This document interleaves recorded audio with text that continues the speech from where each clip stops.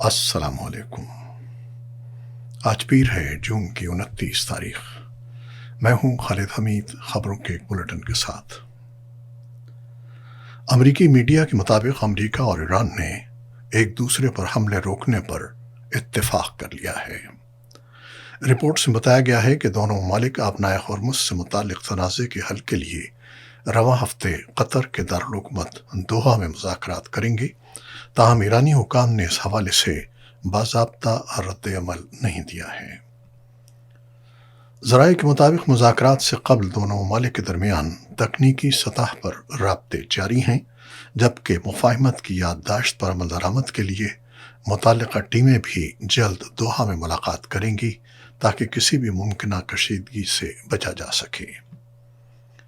ایران کے نائب وزیر خارجہ کاظم غریب آبادی نے بتایا ہے کہ انہوں نے مسقط میں ایران عمان مشترکہ کمیٹی کے اجلاس میں شرکت کی، جہاں آبنائے ہرمز کے مستقبل کے انتظام، ساحلی ریاستوں کے خود مختار حقوق اور متعلقہ مفاہمتی یادداشت پر تفصیلی تبادلہ خیال کیا گیا۔ ایرانی صدر مسعود پزشکیان نے مطالبہ کیا ہے کہ قطر میں منجمد ایرانی اثاثوں میں شامل 12 ارب ڈالر میں سے کم از کم 6 ارب ڈالر فوری طور پر ایران کے حوالے کیے جائیں۔ ایران نے بحرین کو خبردار کیا ہے کہ اگر مزید اشتعال انگیزی کی گئی تو تہران سخت رد عمل دینے پر مجبور ہوگا۔ سپریم لیڈر کے مشیر علی اکبر ولایتی نے بیرونی حکام پر زور دیا کہ وہ ایسے اقدامات سے گریز کریں جو خطے میں مزید کشیدگی کا باعث بنے۔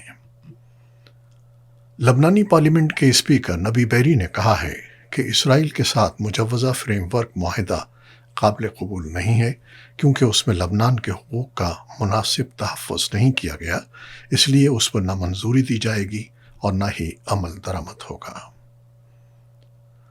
غزہ میں اسرائیلی فوج کی کارروائیاں جاری ہیں، جہاں مزید 3 فلسطینی شہید ہو گئے ہیں، جن میں ایک بچہ بھی شامل ہے۔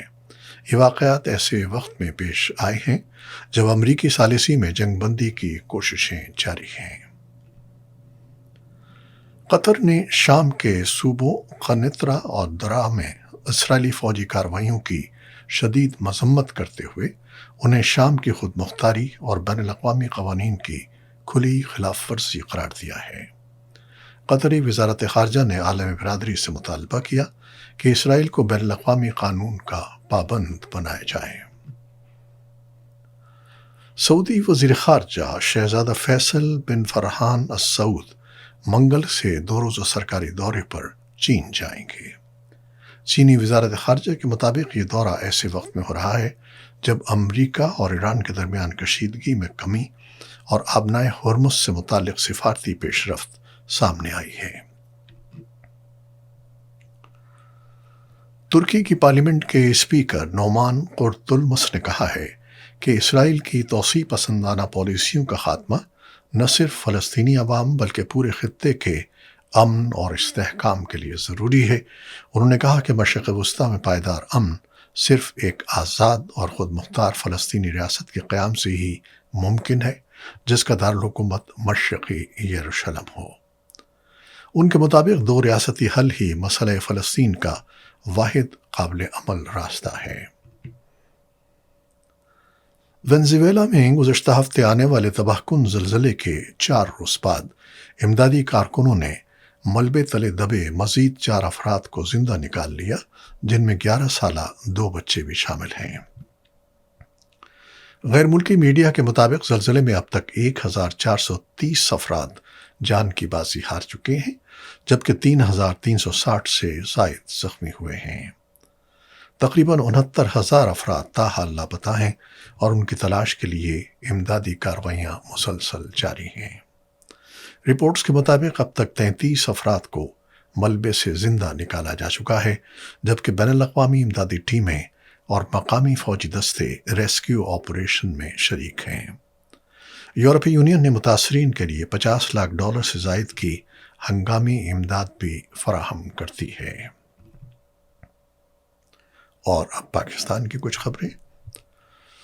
پاکستان نے کراچی میں دہشت گرد حملے میں افغان شہریوں کے مبینہ ملوث ہونے پر افغان ناظم الامور کو دفتر خارجہ طلب کر کے شدید احتجاج ریکارڈ کروایا اور باضابطہ ڈیمارش بھی جاری کیا۔ ترجمان دفتر خارجہ کے مطابق کابل میں پاکستان کے سفیر عبید الرحمان نظامانی نے بھی افغان وزارت خارجہ کو احتجاجی مراسلہ پہنچایا۔ ترجمان کا کہنا ہے کہ حملے میں ملوث ایک افغان شہری کو گرفتار کیا جا چکا ہے، جبکہ افغان سرزمین پاکستان میں دہشت گردی کے لیے استعمال ہونے سے متعلق پاکستان کا موقف ایک بار پھر درست ثابت ہوا ہے۔ بانی پاکستان تحریک انصاف عمران خان اور بشرا بی بی نے 190 ملین پاؤنڈ کیس میں سزا معطلی کے لیے اسلام آباد ہائی کورٹ کا فیصلہ سپریم کورٹ میں چیلنج کر دیا ہے۔ درخواست میں موقف اختیار کیا گیا ہے کہ سزا معطلی کی اپیل مسترد کرتے ہوئے عدالت نے مقدمے کے اہم قانونی نکات کو نظر انداز کیا۔ درخواست گزاروں کے مطابق دوران قید دونوں کی صحت متاثر ہوئی۔ تنہائی کی قید سے شدید ذہنی اذیت کا سامنا کرنا پڑا، جبکہ نیب کی جانب سے مسلسل التوا کے باعث انصاف میں تاخیر ہوئی۔ درخواست میں سپریم کورٹ سے استدعا کی گئی ہے کہ ہائی کورٹ کا فیصلہ کل عدم قرار دیتے ہوئے سزا معطل کی جائے اور رہائی کا حکم جاری کیا جائے۔ وفاقی حکومت نے پاکستان انٹرنیشنل ایئر لائنز کی نجکاری کی عمل میں اہم پیش رفت کرتے ہوئے ادارے کا انتظامی کنٹرول باضابطہ طور پر خریدار کنسورشیم کے سپرد کر دیا ہے۔ نجکاری کمیشن کے اعلامیے کے مطابق پی آئی اے کی نجکاری کے تحت پہلی فائنینشیل کلوزنگ کامیابی سے مکمل کر لی گئی، جس کے بعد ایئر لائن کا انتظامی اختیار عارف حبیب کنسورشیم کو منتقل کر دیا گیا۔ اعلامیے میں اس پیش رفت کو حکومت کے اقتصادی اصلاحات پروگرام کا ایک اہم سنگ میل قرار دیتے ہوئے کہا گیا ہے کہ یہ وزیر اعظم کی قیادت میں شفاف، مؤثر اور سرمایہ کار دوست نجکاری پالیسی کا مظہر ہے۔ نجکاری کمیشن کے مطابق 29 جنوری کو طے پانے والے شیئر پرچیز معاہدے کی تمام شرائط ریکارڈ مدت میں مکمل کی گئیں، جبکہ اس پورے عمل کے دوران پی آئی اے کی پروازوں اور مسافروں کو فراہم کی جانے والی خدمات میں کسی قسم کا تعطل نہیں آنے دیا گیا۔ خریدار کنسورشیم اب تک حکومت کو 10 ارب روپے کی ابتدائی ادائیگی کر چکا ہے، جبکہ پی آئی اے میں 80 ارب روپے کی سرمایہ کاری بھی کی جا چکی ہے۔ اس سرمایہ کاری کا مقصد ایئر لائن کی مالی بنیادوں کو مستحکم کرنا، فضائی بیڑے میں اضافہ اور آپریشنل کارکردگی کے ساتھ ساتھ مسافروں کو بہتر سہولیات فراہم کرنا ہے۔ اعلامیے کے مطابق آئندہ ایک سال کے دوران دوسری فائنینشیل کلوزنگ تک مزید 45 ارب روپے کی سرمایہ کاری کی جائے گی۔ اگر کنسورشیم باقی ماندہ 25% شیئرز بھی خریدتا ہے تو حکومت کو مزید 45 ارب روپے ادا کیے جائیں گے، جبکہ کنسورشیم اس حوالے سے اپنی تحریری دلچسپی پہلے ہی ظاہر کر چکا ہے۔ مشیر برائے نجکاری محمد علی نے کہا ہے کہ پی آئی اے کی کامیاب نجکاری سے ملکی اور غیر ملکی سرمایہ کاروں کا پاکستان پر اعتماد مزید مضبوط ہوگا۔ انہوں نے اس تاریخی پیش رفت پر وفاقی کابینہ، نجکاری کمیشن، وزارت دفاع، وزارت خزانہ، متعلقہ ریگولیٹری اداروں اور مالیاتی مشیروں کے تعاون کو سراہا۔ کھیلوں کی خبریں۔ World cup. ارجنٹینا کے star footballer Lionel Messi FIFA world cup کی تاریخ میں مسلسل 7 میچوں میں گول کرنے والے پہلے کھلاڑی بن گئے ہیں۔ میسی نے اردن کے خلاف میچ کے 80ویں منٹ میں فری کک پر شاندار گول کر کے یہ اعزاز حاصل کیا۔ اس کے ساتھ ہی انہوں نے فرانس کے جسٹ فونٹین اور برازیل کے جائر زینہو کا مسلسل 6 میچوں میں گول کرنے کا ریکارڈ بھی توڑ دیا۔ اردن کے خلاف گول کرنے کے بعد ورلڈ کپ میں میسی کے مجموعی گولز کی تعداد 19 ہو گئی ہے۔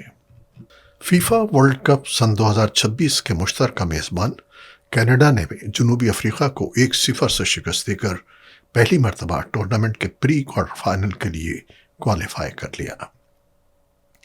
لاس اینجلس میں کھیلے گئے میچ میں جنوبی افریقہ نے بہتر کھیل پیش کیا، تاہم انجری ٹائم میں اسٹیفن اسٹاکیولو کے فیصلہ کن گول نے کینیڈا کو تاریخی فتح دلائی۔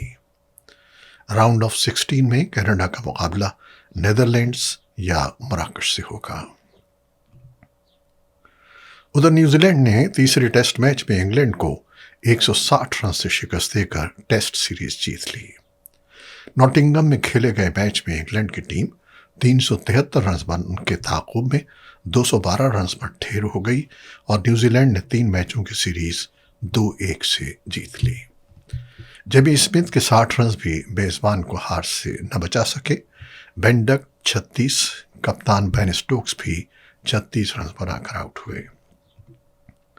بین سٹوکس نیوزی لینڈ کے خلاف میچ کے اختتام پر ریٹائر ہو گئے۔ آل راؤنڈر بین سٹوکس نے 122 ٹیسٹ میں انگلش ٹیم کی نمائندگی کی، جبکہ 114 ون ڈے اور 43 T20 بھی کھیلے۔ سٹوکس ورلڈ کپ سن 2019 اور T20 ورلڈ کپ سن 2022 کی فاتح ٹیم کا اہم حصہ تھے۔ دونوں ٹورنامنٹ کے فائنل میں بین سٹوکس نے یادگار کارکردگی کا مظاہرہ کیا۔ انہوں نے 15 سال انٹرنیشنل کرکٹ میں انگلینڈ کی نمائندگی کی۔ یہ تھیں وہ خبریں جو یوٹیوب چینل پر ہم نے آپ کے لیے پیش کی ہیں۔ آپ ہمارے چینل کو دیکھتے ہیں، شیئر کرتے ہیں، پسند کرتے ہیں اور اپنے کمنٹس میں اپنی محبتوں کا اظہار کرتے ہیں، جس کے لیے ہم آپ کے بےحد ممنون ہیں۔ اپنی ان کاوشوں کو، ان محبتوں کو جاری رکھیے گا۔ خالد حمید کو اب اجازت دیجیے گا۔ اللہ حافظ۔